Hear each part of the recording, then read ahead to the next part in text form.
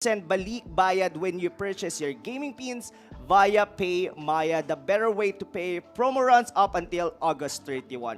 Our official partner in esports, TikTok. Search MLBB on TikTok to win premium skins. I-search ang MLBB sa TikTok para manalo ng premium skins. Official gaming headset partner, Logitech G. Hear it like a pro. And this event is powered by Moonton. And yun na nga, mga kaibigan, second series na tayo para sa unang araw ng week number 2. I'm together with my analyst here, Butters. Kamusta? Kamusta na ang laban na to, Butters? Alam mo, it's clearly the momentum game for both of these teams. Kumbaga, confidence lang ang puhunan dito sa MPL and confidence ang makukuha kapag nanalo yung mga teams dito.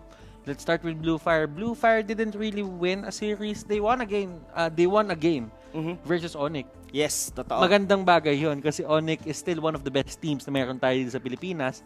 Pero ang sabi ng Blue Fire, kahit natalo kami ng 0-2 sa NXP, we are still one of the front runners para dito sa MPL and walang tapon dito sa MPL na team. Totoo. I mean, ito yung pinakamaganda talaga sa liga natin, Butters. It's going full circles, mga kaibigan. To be honest, Blue Fire, sobrang shaky nung unang laban nila against NXP Solid, as in for a 2-0 on your very first game on MPL Season 6. Let alone the second series, you did have a loss. Pero, may progress, which is a 1 win, and that's against Onyx PH, our runner-up from the previous Season 5 ng MPL. Now, both of these didn't have a great start sa week number 1 natin. Both of them hindi pa nanalo in a series. Though, we might actually talk about a little about execration. Kanina ko pag-usapan to. Gigil ako eh. Gusto ko malaman talaga eh. Execration is one of those teams na alam mong mainit talaga sila pag nagsimula yung season. And historically speaking, ladies and gentlemen, this team has won yung mga games nila, yung mga series nila ng maaga sa MPL. But let's talk about execution later as we have Blue Fire ata coming up. Yes, ito na. Sa ating mga screen, pakita muna natin ang mga players ng Blue Fire.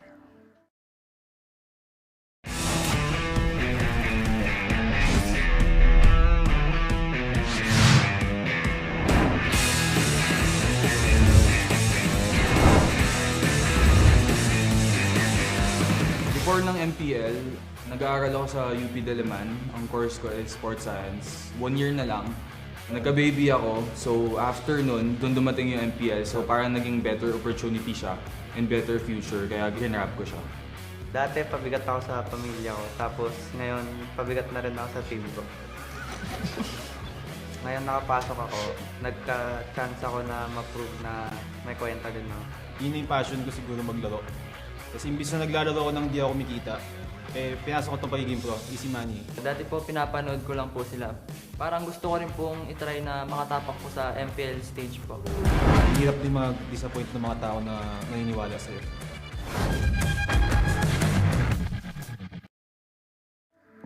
At yun nga mga kaibigan, let's welcome here our roster for Blue Fire. Pinangungunahan ni Secret, Chu, Unseen, Karipsu, Fuzaken, and the newest kid on the block here sa MPL Season 6, Lims. Wow, what a minute to meet ng team na to, Butters. If something na pwede kong sabihin that consistent, pabigat daw siya. According to him, hindi lang sa team niya, pati sa pamilya niya. What can you say about that, Butters? Ako yung nag-interview kasi sa mga teams na to, dun sa certain area na yon and dun sa certain minute to meet na yon. And I know for a fact na itong Blue Fire, napaka-chill nilang team. Si Lims, sabihin natin, medyo hindi pessimistic yung mga sagot na naging pabigat siya sa team niya. But still, alam natin na nag-enjoy itong bata. He's living the dream. And the thing is, ito yung pinapakita niya sa atin. Nung Onyx game, nung nanalo sila, he showed us na hindi lang siya puro hype. Kasi ang lakas ng hype dito sa batang to eh.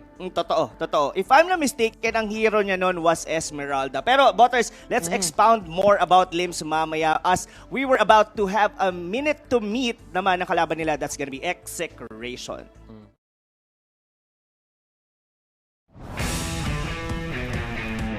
ML schoolboy pa ako nun eh. college ako nun. Nakita ko sa Facebook yung yung Mobile Legends. After nun, siguro season 2, nagkaroon na yun, naglaro na ako ng Mobile Legends. Kaya ako nag-pro kasi gusto kong makaranas mag-champion. Gusto ko rin makipag-competition sa ibang bansa. Para sa akin, kaya ako nag-pro kasi bago ako mag-Mobile Legends, naglalaro na ako na more on MOBA, yung MOBA games yung nilalaro ko. Gusto kong makipag-compete, gusto kong manalo ako sa ganito. Maging competitive ba? Kasi yun, kailangan mo talaga sumugal pag gusto mo yung isang bagay. Kasi hindi mo agad yung makukuha eh.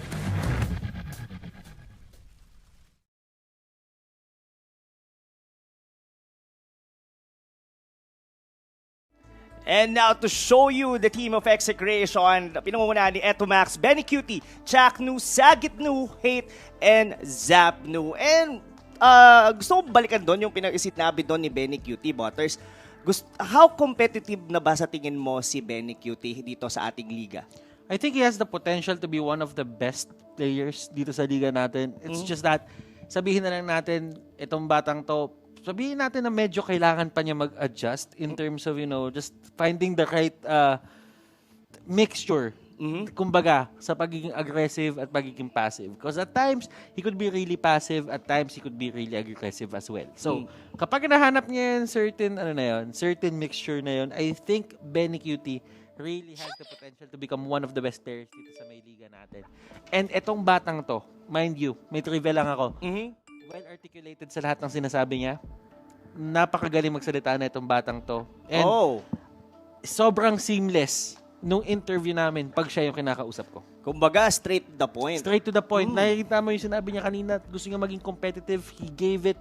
Yung take na yon, usually, isang take lang yon. Siya yun. Okay, siguro I'll have to take note of that just in case na magkaroon na tayo ng MPL Arena at yan yata yung mukhang magandang ma-interview in front of the stage si Benny Cutie. Pero siguro balikan natin ng konti as we were looking on the screens right now. On the game nila against Aura PH, what do you think about Zapnu not playing dito sa squad ng Execration ngayon?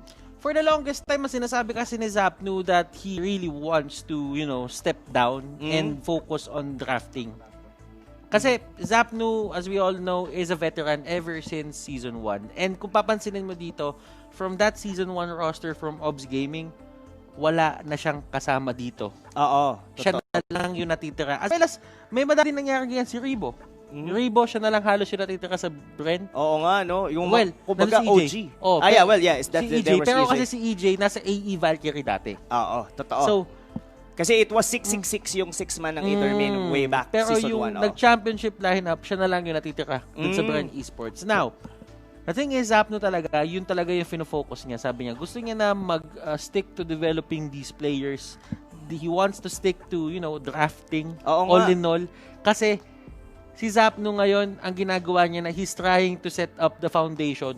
Kumbaga, for the other players na meron siya. Oo, for the younger roster ng Execration. No? Well, nagkaroon din ako like an interview with Zapnu. Totoo yun. Yun nga, in terms of the drafting, mas pinaprioritize niya nga yun, specifically dito sa season na to. And meron siyang mga binigay na konting experience during their game during season 5 na nag-account din for a loss kasi dalawa yung series nila doon sa araw na yon, and yung sunod na series was they were going against Onyx PH. Yes, they did win yung series 1, kaso nga lang nahirapan na sila kasi sila din mismo yung drafter. Pero yun na nga mga kaibigan, we will be talking more about these two teams, pero mas may malalim na analysis dito na ihahatid sa inyo none other than Wolf. Thanks so much, Robin Butters. Obviously, we're gonna be talking about the two teams that lost their series. Well, hindi ganun ka-impressive yung kanilang week number 1 when you look at just the stats. But for me, kung paano sila nag-perform in week number 1, they actually exceeded my own expectations about the team. In fact, Execration, you can really feel that they are hungry, I'd say, para sa ating MPL Season 6. They might not have Zapno anymore. At siguro nagulat sila dun sa lineup ng Aura PH nung pinakita nila yung Diggy. But when you look at how they played that series mula sa Game 1 until Game number 3, very impressive. The stats of you are now looking, hindi ganun ka-impressive. It's not that high when it comes to looking Blue Fire. But what we do want to take note is that Blue Fire, all of a sudden, parang nagising sila nung kanilang game laban sa Onyx. I mean, obviously, yung first series nila, talagang disappointing if you're a fan of Blue Fire. But when you look at their bout against Onyx, doon mo masasabi na may future din, may potential itong team na to. But both of them, where did they both go wrong? So, let's look at Execration first. They were up against it was a very tall task, kung sabihin natin, when they were playing against Onyx. And, against Aura, the champions, but they did perform well. Siguro, yung kanilang game number 3, which is important to take note dahil lamang na sila or at least may chance sila na manalo sa laban, but they weren't able to close it. That is also true with Blue Fire. Hindi ganon kagaling mag-close out na mga games ang Blue Fire. That's why they lose sometimes. But the difference is, Execration, actually, nagpapakita sila ng malupit na strategies na makikita mo na prepared talaga sila.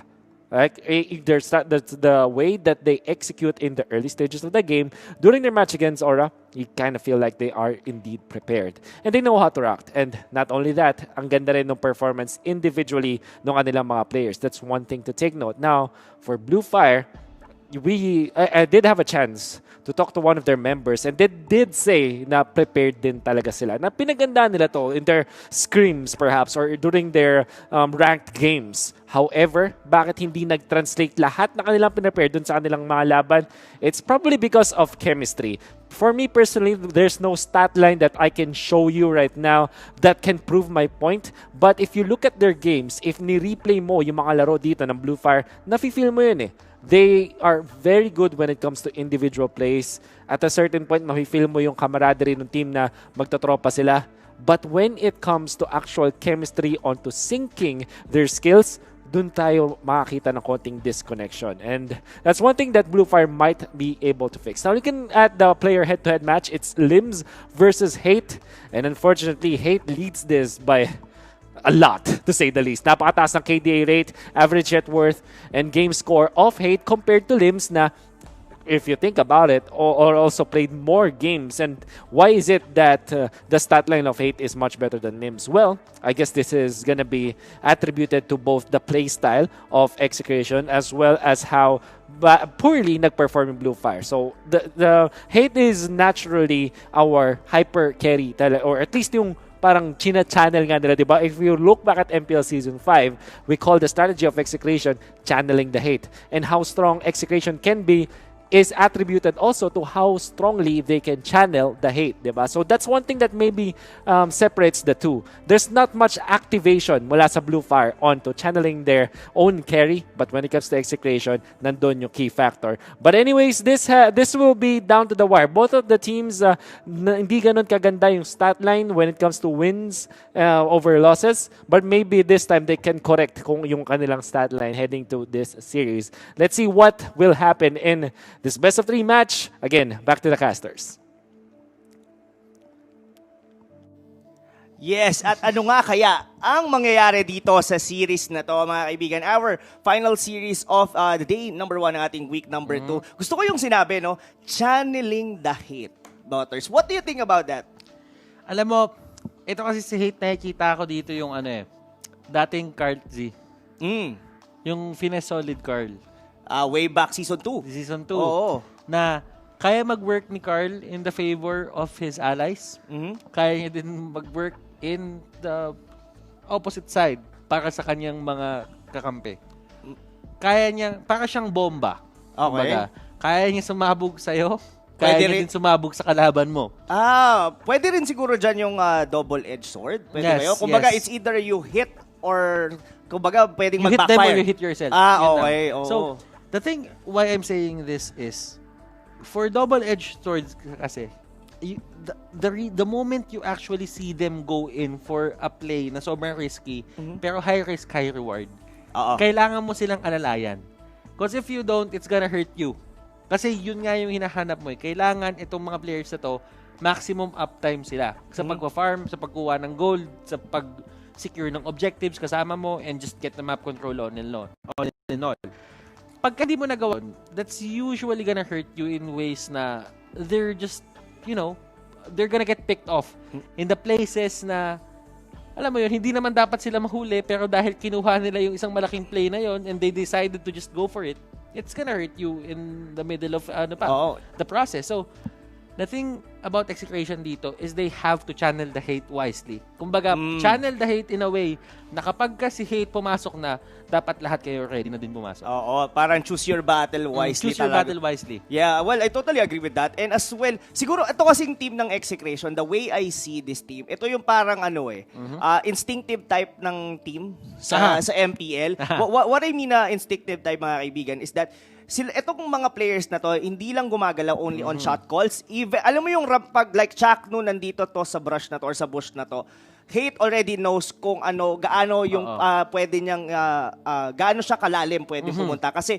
he already know na nandun si Chuck no regardless of the shot call is nandun yung kasama niyang tank, tutulungan siya na nun. At yeah, and the rest gonna be history.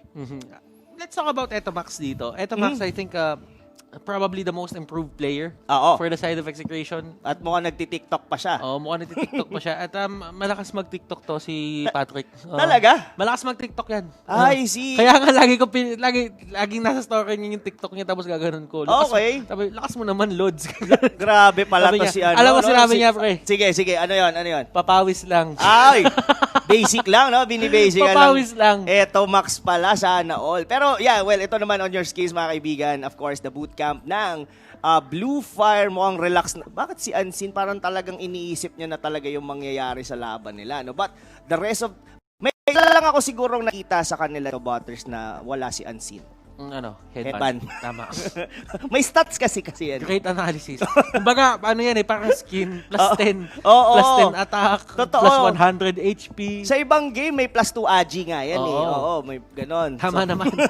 Well, kidding aside, mga kaibigan, at least, nakikita na natin sila. Kasi yung week number 1, there's a part of the MPL na kulang eh. Kasi we're not seeing the players itself eh.